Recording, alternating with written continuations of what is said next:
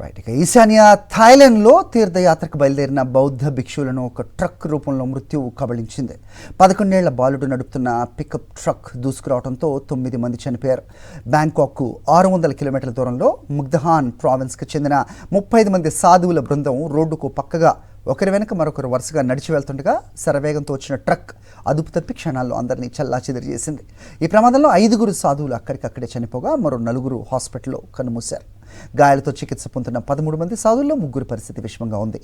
బాలుడిని అదుపులోకి తీసుకుని విచారిస్తున్నట్లుగా పోలీసులు తెలిపారు.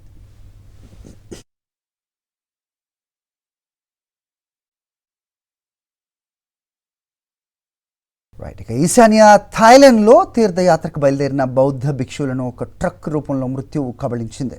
11 ఏళ్ల బాలుడు నడుపుతున్న పికప్ ట్రక్ దూసుకురావడంతో 9 మంది చనిపోయారు.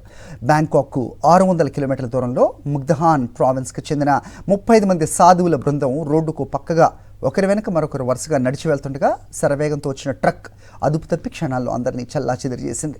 ఈ ప్రమాదంలో 5 సాధువులు అక్కడికక్కడే చనిపోగా మరో 4 హాస్పిటల్లో కన్నుమూశారు. గాయాలతో చికిత్స పొందుతున్న 13 మంది సాధువుల్లో 3 పరిస్థితి విషమంగా ఉంది. బాలుడిని అదుపులోకి తీసుకుని విచారిస్తున్నట్లుగా పోలీసులు తెలిపారు.